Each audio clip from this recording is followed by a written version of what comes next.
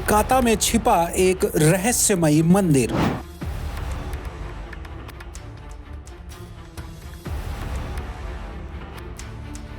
दस महाविद्या का वो मंदिर जिसे बहुत कम लोग जानते हैं। यहाँ एक ही मूर्ति में विराजती हैं 10 महाविद्याएं। एक साथ विराजती हैं काली, तारा, बंगलामुखी 10 महाविद्या। यहाँ 10 महाविद्या के रूप में पूजा की जाती है। दुनिया का इकलौता मंदिर जहाँ माता को चॉकलेट का भोग लगता है। खास है, उसका रीजन ये है कि ये एक बच्ची है। अच्छा। हाँ, 7-8 साल की एक बच्ची है जो कि मेरे दादाजी को दिखती थी। वो गुप्त मंदिर जहां बाल स्वरूप में विराजती हैं देवी माँ। रामकृष्ण परमहंस की तरह यहाँ के संस्थापक से भी माँ का होता था साक्षात्कार। कि मेरे दादाजी को ये दिखती थी और वो ऐसा दिन भर बोलते रहते थे, इधर से मत जाओ, उधर से मत जाओ, अरे ये घड़ा गिर जाएगा, क्या कर रही हो, चोट लग जाएगी।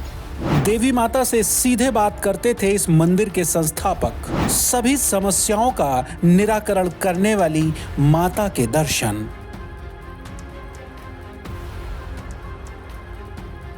या देवी सर्वभूतेषु शक्ति रूपेण संस्थिता नमस्तस्यै नमस्तस्यै नमस्तस्यै नमो नमः। इस वक्त हैं हम भारत की तांत्रिक नगरी कही जाने वाली कलकत्ता शहर के एक छोटे से ग्राम में। इस जगह का नाम है मेदिनीपुर। कलकत्ता का नाम आते ही लोग उसे बंगाली जादू के नाम से जानते हैं, तो कुछ इसे तांत्रिक विधा का एक पारंपरिक स्वरूप भी मानते हैं।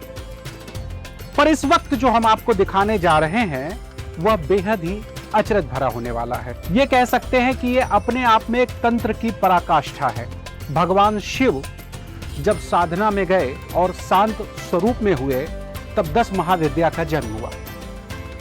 और इस वक्त हम एक ऐसे ही स्थल पर हैं जहां पर 10 महाविद्या का संपूर्ण स्वरूप एक छोटे से विग्रह में विराजमान है।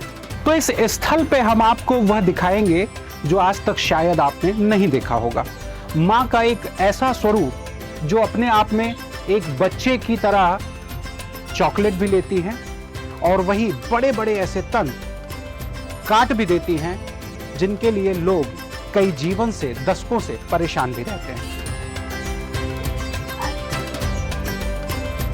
इस रहस्य पर बात करने के लिए हमारे साथ विशेष तौर पर तांत्रिक प्रभात जी, जो कि स्वयं में 10 महाविद्या के उपासक भी हैं और इस मंदिर के आयोजक भी हैं। साथ ही जो तमाम तंत्र विधाएं हैं उनका पूजन कार्य भी उन्हीं के द्वारा किया जाता है। और वो तमाम रहस्यों को, वो तमाम परिदृश्यों को बचपन से ये अपनी आंखों से देखते आए हैं। महाराज जी, बहुत बहुत प्रणाम है आपका, बहुत बहुत स्वागत है आपका। सर्वमंगल मंगल्ये शिवे सर्वत्र साधके शरण्यत्र्यंबके गौरी नारायणी नमस्तुते। सृष्टि स्थिति विनाशानो सुक्ति भूते सनातनी गुणाश्रय गुणमय नारायणी नमस्ते। हम इसी प्रभात बनर्जी। नमस्कार, मैं प्रभात बनर्जी। हम 3 पीढ़ियों से इस माँ की पूजा करते आ रहे हैं। हाँ, अभी मैं पूजा कर रहा हूँ। बीच में मेरे बड़े भाई थे, वे अब स्वर्ग चले गए हैं। अब मैं पूजा करता हूँ। तो यह माँ है, माँ महाकाली। यहाँ 10 महाविद्या के रूप में पूजा की जाती है।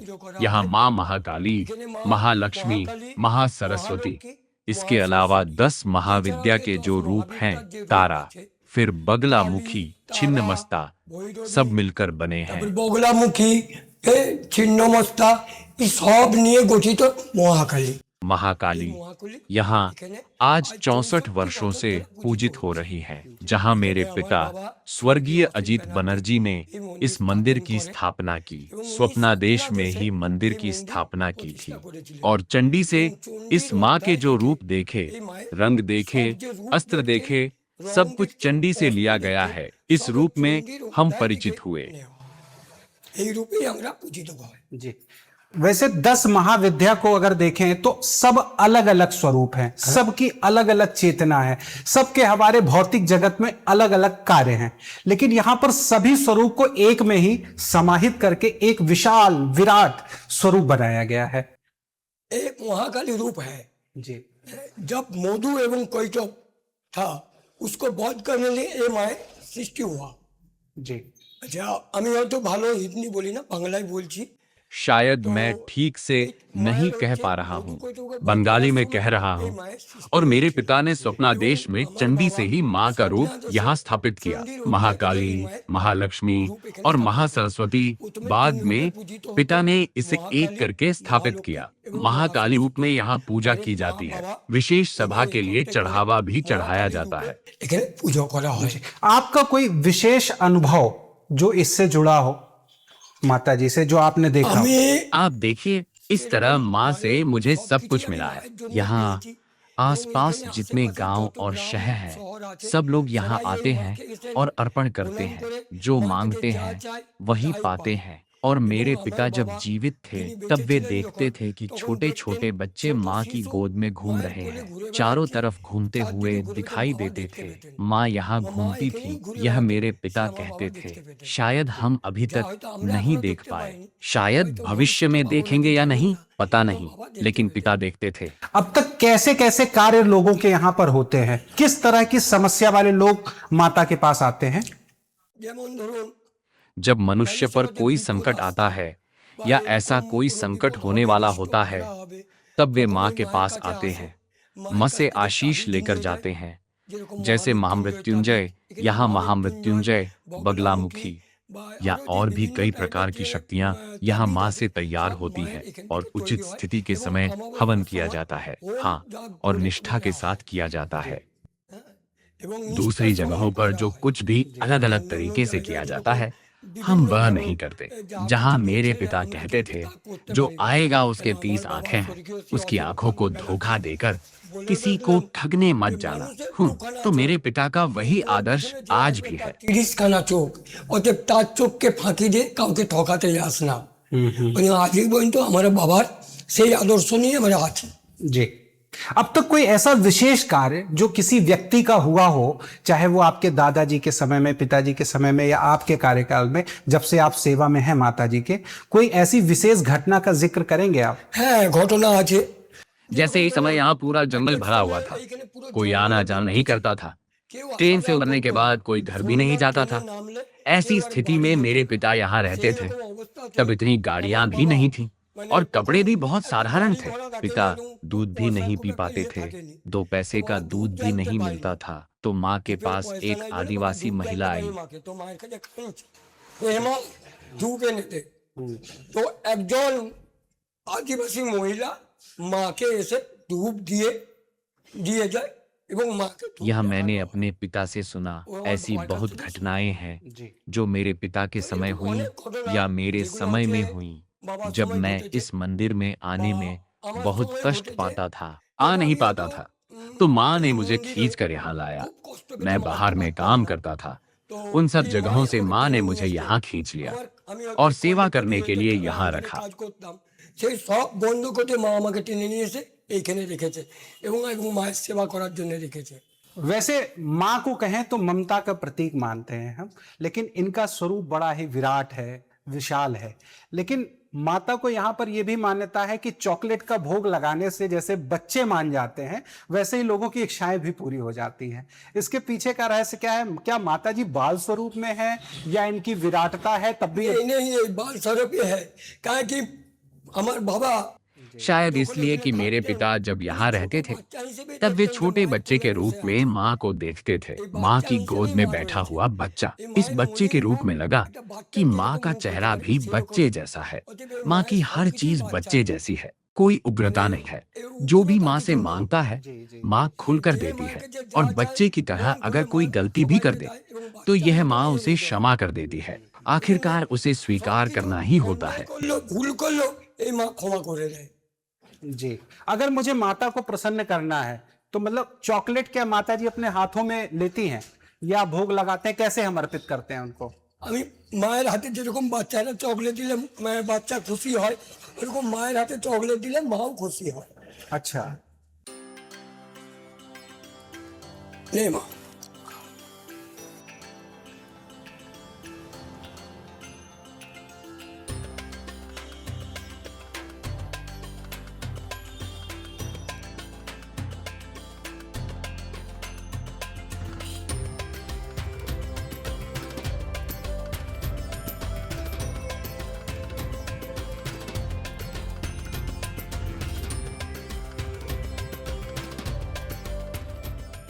इस मंदिर के तीसरी पीढ़ी के रूप में अपनी सेवा देने वाली ऊर्जा विशेषज्ञ ऋत्विना बनर्जी भी हमारे साथ जुड़ चुकी हैं, जिनको आप पूर्व में भी चैनल में हमारे देख चुके हैं, जिन्होंने ऊर्जा से संबंधित कई सवालों के जवाब भी दिए थे और कई विशेष प्रिडिक्शंस भी किए थे।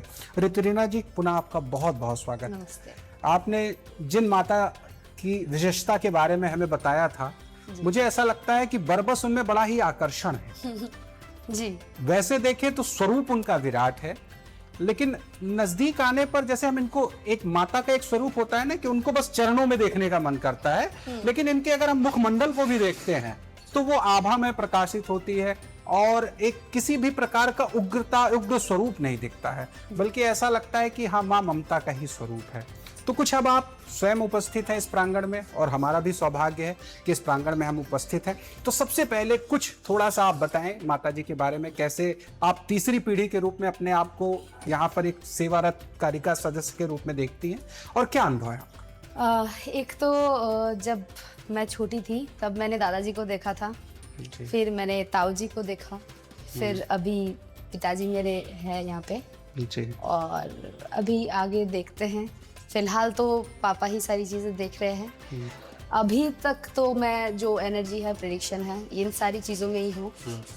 न्यू मून, फुल मून पे जब होना कोई यज्ञ वगैरह होता है तो हम आते हैं, करते हैं यज्ञ वगैरह में, बैठते हैं।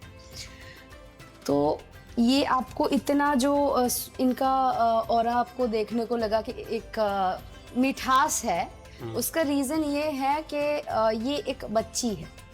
अच्छा। हाँ, 7-8 साल की एक बच्ची है जो कि मेरे दादाजी को दिखती थी।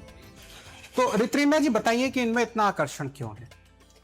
इनको आप जो इनके ऑरा में देख रहे, एक मिठास है, एक प्यारापन है।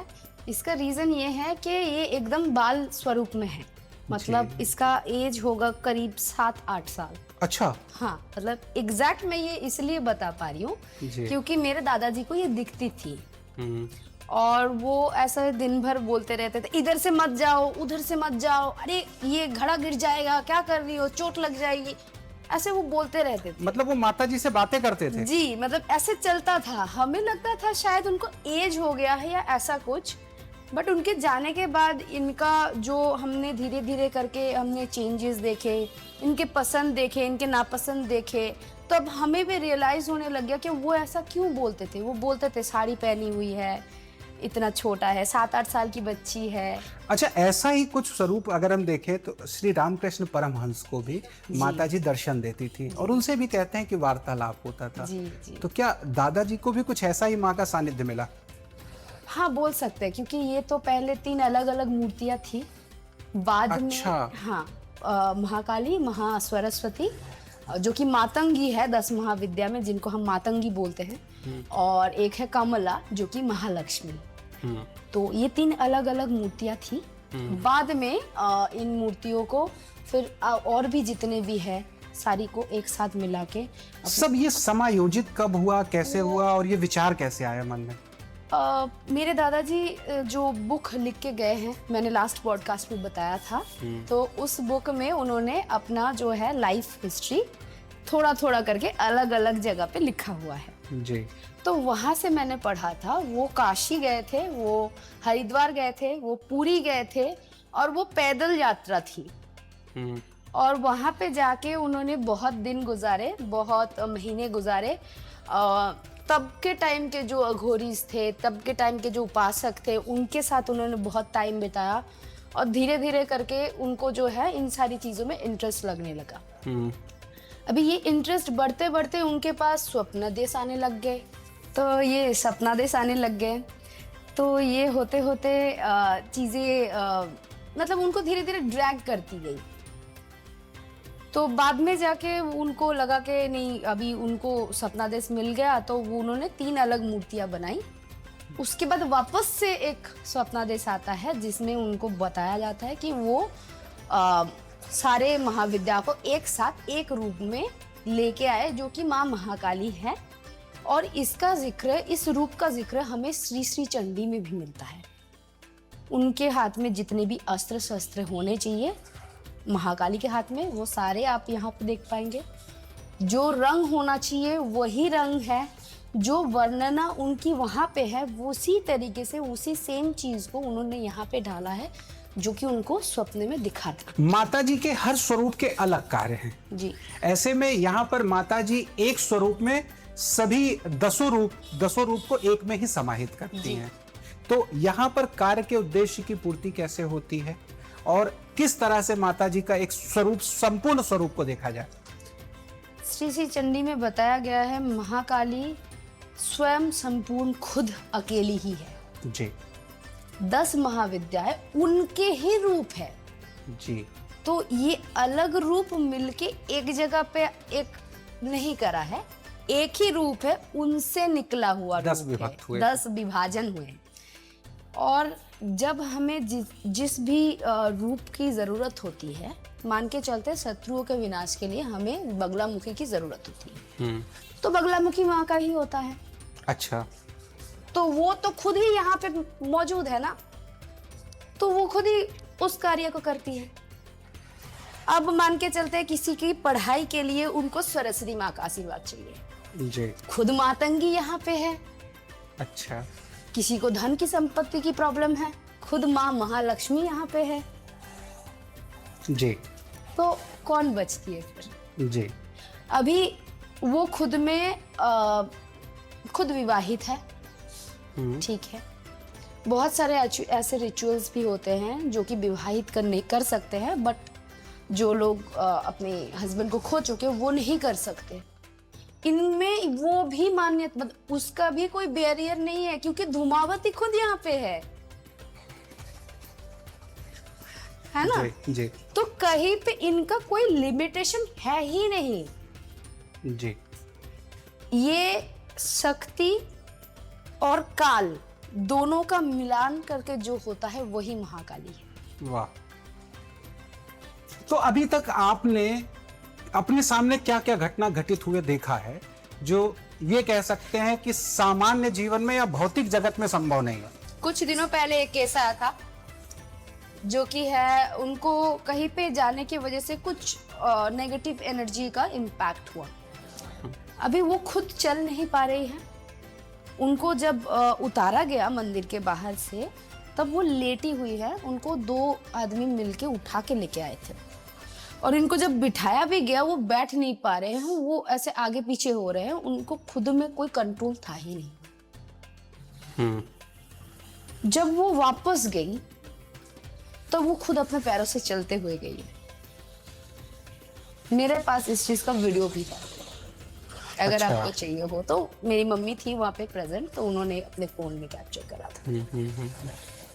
तो ऐसे बहुत सारी चीजें हैं, बहुत सारी। किसी की मान के चलते हैं वाइफ किसी और के साथ चली गई, वो वापस भी ले आती है ये। ऐसे बहुत सारी चीजें हैं। ब्लैक मैजिक किया गया, उसको रोक देती है। फाइनेंशियल प्रॉब्लम्स, उसको सॉल्व कर देती है। कोई किसी का जो है मान के चलते बहुत ज्यादा हेल्थ इश्यूज हो रहे हैं, उसको वो रोक देती है। पर हाँ, इसके लिए अलग अलग कवच यूज किया जाता है। कवच एक ऐसी चीज है जो यंत्र और मंत्र दोनों की कॉम्बिनेशन है, वो होती है कवच। अब इस चीज को जब सिद्ध किया जाता है, तब उसका जो शक्ति है वो जागृत होता है, देन आपको उसको धारण करना होता है। जी। तो ये एक कवच जब बनता है, इसी तरीके से बनता है। मंत्र यंत्र करके उसको न्यू मून या फुल मून में उसको सिद्ध किया जाता है, फिर जाके वो किसी को दिया जाता है। जी। और इस चीज से बहुत सारे लोग, आपको किसी की नौकरी जाते जाते बच गई है, किसी की नौकरी चली गई है तो उसको मिल गई है, किसी का परिवार टूट चुका था वो बच चुका है, ब्लैक मैजिक हो रखा है वो हट चुका है, वाइफ भाग गई है वापस आ चुकी। ऐसे बहुत सारे केसेस हैं यहाँ पे। आपको कोई घटना का ऐसा जिक्र आता हो जो आपको स्वयं लगा हो कि असंभव सा है और वो भी पूर्ण हो गया हो? लास्ट पॉडकास्ट में मैंने आपको बताया था कि किसी का रिमूवल करते करते किसी पे कोई नेगेटिव एनर्जी था जिसको मुझे रिमूव करना था, और उस टाइम पे एकदम नौसिखिए थी मैं। तो मैं रिमूवल करते टाइम वो खुद अपने पे लेके मैं 22 दिन तक घूमती रही, चीजें बहुत ज्यादा बिगड़ती गई। जब मुझे लगा कि नहीं, अब ये मेरी शक्तियों को कहीं ना कहीं बांध दे रहा है, तब मैं सीधा यहाँ पे हाजिर, दिवाली के टाइम पे यहाँ पे मैं हाजिर हूँ। हम बाहर यज्ञ करने बैठे हुए थे, यज्ञ स्टार्ट हुआ, उससे पहले मुझे संभालना थोड़ा सा मुश्किल जा रहा था, क्योंकि वो ओवर पावर करने की कोशिश चल रही थी, मैं को रोक रही थी, वो चल रहा था।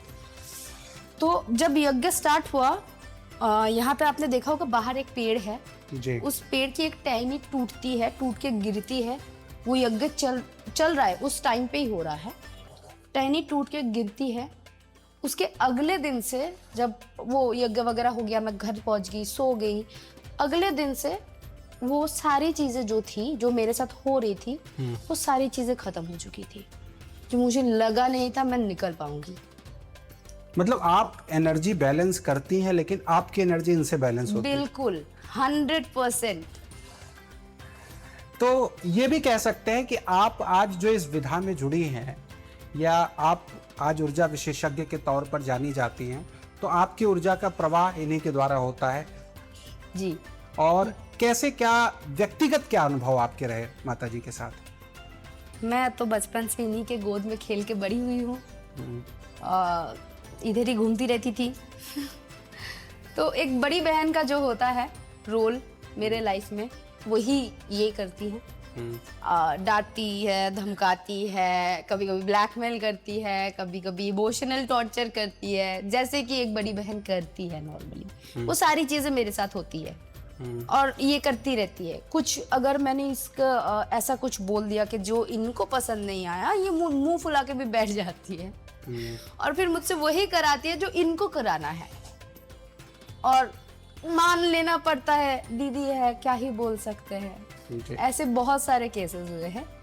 आपने बताया कि आपके बड़ी बहन के स्वरूप में है ये, और एक बड़ा ही एक नया और अनोखा चीज भी हम देखते हैं कि माता जी को चॉकलेट का भोग लगाया जाता है। इसके पीछे का क्या इतिहास, क्या रहस्य है? जब मैं छोटी थी तब मेरे पास चॉकलेट्स होते थे, तो स्कूल जाने के पहले मैं बोल के जाती थी कि आज ये पढ़ा, बिल्कुल मतलब ये वाला टॉपिक टीचर मुझसे ना पूछे, अगर नहीं पूछे तो तेरे को चॉकलेट दूंगी।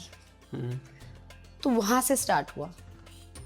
तो हर चीज जब भी मुझे उसको कुछ मांगना होता है, मैं उनको बोलती हूँ कि मुझे ये करके दे दो, मैं तुमको चॉकलेट दूंगी, और वो हो जाता है। और जैसे कि आप देख सकते हैं, चॉकलेट उनको बहुत प्रिय है जी।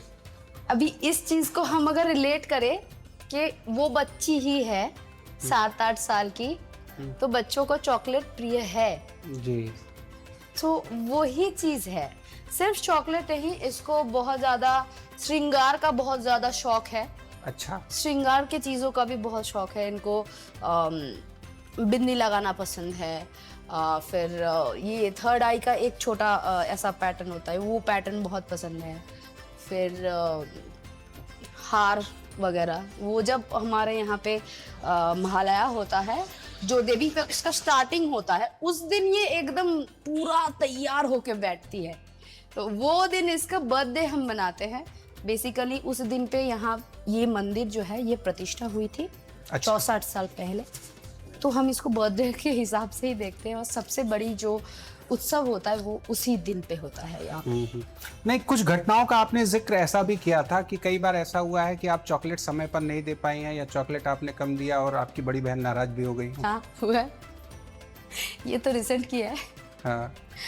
तो किसी रीजन से मैंने बोला था कि ये कर दो तो मैं चॉकलेट दे दूंगी। अभी काम के चलते इधर उधर भूल गई, बिजी हो गई, और मैंने कुछ ऐसा मतलब बोला नहीं था कि एग्जैक्ट तुमको यही चॉकलेट दूंगी या कुछ। मैं बस ठीक है, हो गया, इट्स ओके, नॉर्मल है, ये सब करके मैं निकल गई। मैं बाहर गई हुई थी, मुझे बाहर से खींच के यहाँ पे घर पे लेके आई है और मुझे याद दिला के लाई है कि मुझे चॉकलेट देना है इसको। तो ये चॉकलेट जो आप देख रहे हैं वो वही है। अच्छा, वो दिया आपने। वो उसी चीज के लिए है। तो ये मान के चलें कि अगर कोई भक्त आता है और इनसे अपना अपनत्व के रूप में, किसी भी स्वरूप में, माता के रूप में, बहन के रूप में, कोई भी स्वरूप में जुड़ता है तो माता जी चॉकलेट से प्रसन्न हो जाएंगे। सबसे छोटी चीज है चॉकलेट। हाँ। मतलब एक छोटी चीज से भी ये खुश हो जाती है, बस आपको प्यार से देना है। जी जी जी मीनिंग ये होता है। चॉकलेट तो बहुत सी छोटी चीज है, 10 रुपए पे आ जाती जी। है, बट ये 10 रुपए के चॉकलेट में खुश हो जाते हैं। मतलब अब कितने सामान्य चीज से खुश हो जाती है। जी यही बस इसका मतलब है। अब इसको आप, अगर आपको लग रहा है कि मैं इसको ये दे सकता हूँ, ये छोटी चीज में भी खुश हो जाती है। अगर कोई सोच रहा है कि वो तो ये दे रहा है, मैं नहीं दे पाऊंगा, तो फिर ये तो मेरा नहीं कर कुछ हेल्प करेगी, या ऐसा सच कुछ नहीं है। आपको बस प्यार देना है। किन किन समस्या वाले लोग माता जी के पास यहाँ पर आ सकते हैं, इस स्थान तक आ सकते हैं? किसी भी तरीके का ब्लैक मैजिक हो, किसी भी तरीके का उनको कवच की जरूरत हो।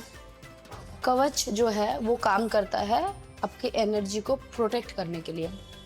अभी इस पे ना एक छोटा सा मैं आपको स्टोरी बताना चाहूंगी। महाभारत में जब कुंती के पुत्र सूर्य का जी जी मंत्र से उनका जन्म हुआ और कुंती को उसको पानी में बहा देना था, तो सूर्य जी से उन्होंने रिक्वेस्ट किया कि इसको कैसे हम ऐसे छोड़ पाएंगे, ये तो जिंदा भी नहीं बचेगा। तो सूर्य देव ने उसको दिया था सूर्य कवच, जो कि जब प्रॉब्लम आता था तभी वो प्रकट होता था। ये ऐसा एक दिव्य कवच था, नॉर्मली वो दिखता नहीं था। जब प्रॉब्लम में वो आता था तो तब वो आत्मा प्रकाश करता था, जो कवच है वो। तो जब हम कोई कवच धारण करते हैं, उसका भी काम यही होता है, जब आप प्रॉब्लम में हो तभी वो अपना इम्पैक्ट दिखाता है। वो आपको प्रोटेक्ट करने के लिए काम आता है।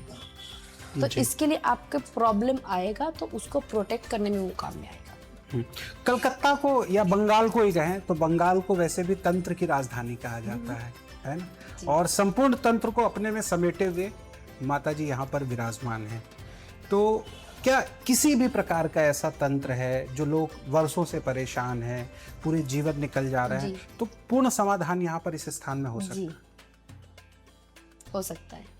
और ये तंत्र के लिए इतना सहायक इसीलिए है कि आपने देखा होगा हमारे बाजू में ही हाँ शमशान है जी, और ये खुद शमशान वासिनी भी है।